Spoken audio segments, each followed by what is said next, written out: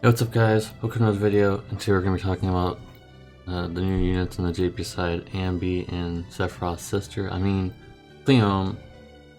So we're going to go ahead and get into that, shall we? So there we go. There's a situation that we have. The Ambie is more of like a weird type unit that's a chaining support, mostly support but also chaining. Has a two-handed harp as her TMR, and the TMR is just okay. It's not that good. It's just okay. I mean, it's pretty nice, but it's not super nice, if you understand what I'm trying to say. So as a support, she has triple cast innately, just permanent triple cast. That's really nice. Unlike Pone, who has to work towards getting her triple cast every so often, she does not have to do that. So she does have chaining. I believe it's Stardust Ray and the JP Bolting Strike. That's nice. They have some. She also has a Aurora Ray chaining, I think, which is just whatever. She does have her kit is really centered around getting people's limit burst up, so she can abuse her own kit to make other people abuse limit bursts. So it's very nice. She does have AoE Wind Imbue, and she also has, I didn't put that here, but she also has the same thing like Pone has, where she's able to boost wind damage by 15%, magic or physical, doesn't matter which, all wind damage basically. And she also has ice, but she has no ice imbue like I've put over there. Just have ice and peril, but no ice imbue, so I don't know what's up with that. She also has kind of like a meme cooldown, kind of like how Gilgamesh had one, but it's only for one ally. She actually has it for all allies. So potentially, you can have 50 limit burst gauge to everybody. Potentially. And it's on a 99 turn cooldown, so you can only use, you can only use it once. I would say it's just more like a meme cooldown, but it could potentially be good. Her chaining is a little weak. And like I said, she only has Wind Imbue, but it's AoE, so if you need her for Dark Visions for some reason, and you need Wind Imbue for everybody, then I guess that's the situation you would want it for, right? So yeah, and her rotation is just whatever you need. Just use whatever you need, but most of the time she's probably going to be using her Wind Imbue. Her Limit Burst is also pretty good. Gives Limit Burst gauge to everybody, and also boosts her Limit Burst fill rate by I think 300%, which is insanely high. So all in all, I don't know how I can grade her for Dark Visions, because you really can only bring her if you need wind. But that's really up to you. I'm not going to score that. That's really up to you. But for normal, I would say she gets an A, because the permanent triple casts are really nice. Of course, she has some flaws, but I feel like she's really good as a support unit. And I mean, the sprite, I mean, come on. The sprite already gives her an A. Wink wink. XD. Just kidding. That does not judge in fact for my score, I'm just kidding. Yeah. So basically her TMR, unless you have a better, no, it won't even be, her TMR is basically locked to her forever, basically, because there's not very many attack harps in the game. Her harp is mainly attack focused, because she is a physical DPS type unit, so you're not gonna be able to like swap out, if you have her S TMR, you're not gonna be able to swap out her TMR. It's just how it is. It's just how it is. So let's go ahead and find out the next unit. What's the next unit like? So we got Sephiroth's sister, Cleome. I'm gonna keep making that joke. I mean, look at the katana size, dude. It's like they literally copied and mostly edited Sephiroth's unit design, and then this is what they came out with. So her katana is pretty good, but oh my god, I can't believe that they made this TMR. I gotta address it right away.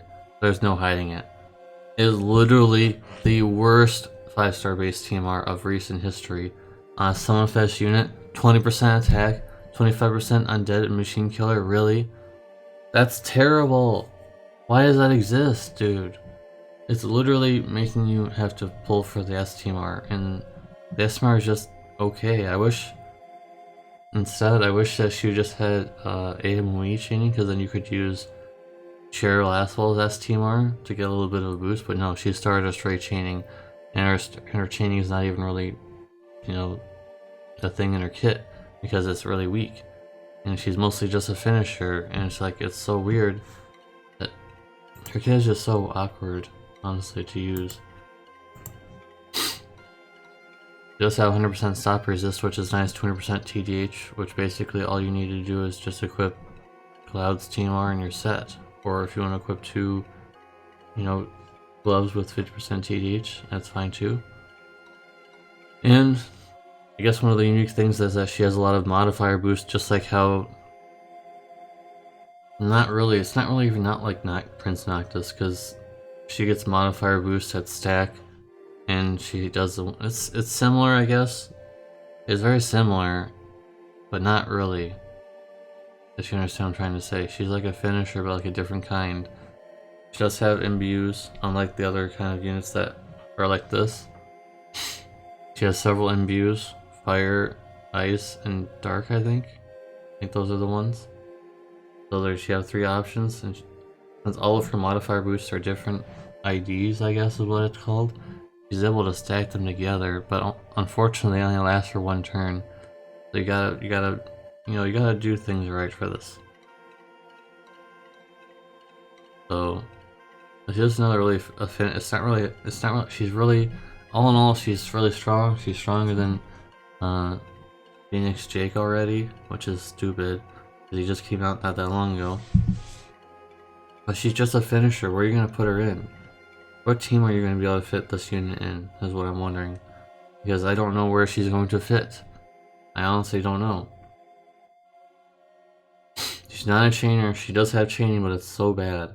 It is so bad. Not even worth using. So I don't know why they made her like this. Why do they make units like this? Her limp burst is 10 hits, which is you could probably build around maybe if you want to make her into a chainer. Because her limp burst is part of her rotation. It's 10 hits, and the modifier is pretty high. In fact, why don't we go ahead and look at what that modifier might be. The modifiers are not really that high. It's only 40 times with 50% ignore defense. So it's not as strong as other limp burst damage dealers, so you can't really build her too much as a limp burst damage dealer. Like if you have Cloud, I'm sure Cloud's way better in that role. So not really the best. Does have some limp burst damage, but it's not much. Not much. Does have 200% if you wait a few turns. It's like third turn if you use one of her cooldowns. She does have 200% limp burst damage, which is when you would want to use it, I guess. Is the reason why turn 4 is there. Definitely want to use the limp burst damage, because that's 200% on top of the 50% she has innately. So it's probably gonna hit pretty hard.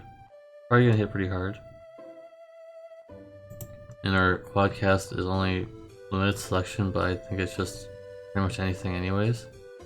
Oh, unique selection, like you can only pick one of the things. Why would you want to pick more than one of the things anyways? So yeah, with our quadcast you can only pick one thing at a time, just like a lot of other units, but like you only want to pick one of them anyways. So the unique selection in this case really isn't that much of a bad thing. It's just like, it doesn't matter. So, all in all, I don't know. Like, she's such a weird unit. She's one of the weirdest units I've ever seen, where she has like just a bunch of things in her kit. But it's like, why is she a finisher? Why couldn't she just been a chainer, dude? She's very similar to Noctis though in the approach, where you want to use all these cooldown, or like all these, like all these moves, and then you use a finishing type one-hit move at the end. But that gets a lot of modifier boosts, and believe me, it gets a lot of modifier boosts. I'm not really sure on the exact numbers, but I do have, there's a JP spreadsheet, so I'm gonna go ahead and look at that.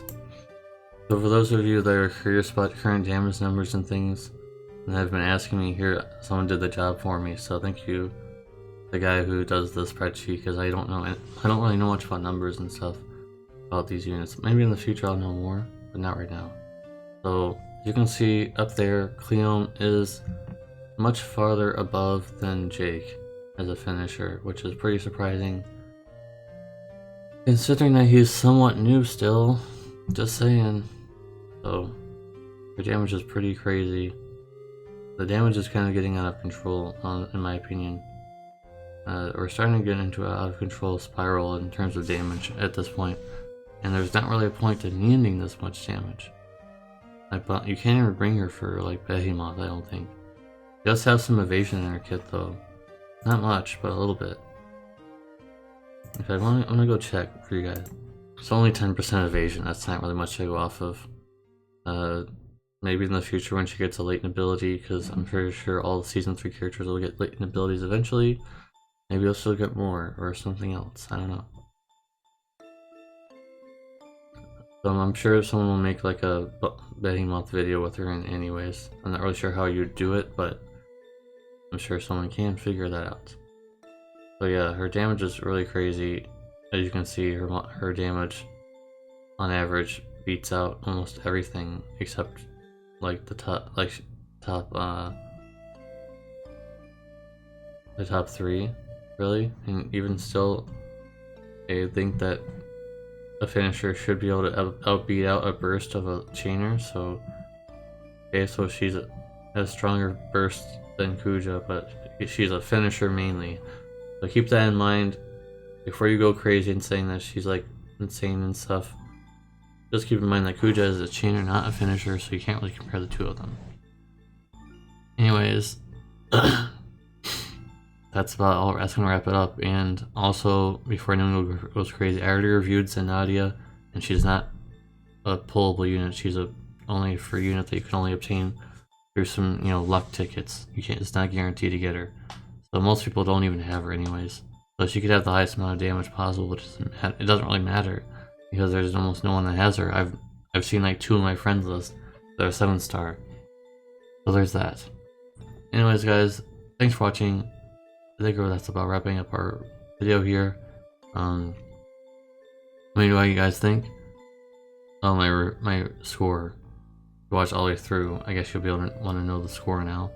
Cleome probably would get like an A+ in Dark Visions because, I mean, she has 3 imbues, so that means that she can be brought to 3 fights, potentially, that you would need the element for. And for regular, I just think that she's gonna be like maybe like a B+. I just don't know where she's gonna fit into a team.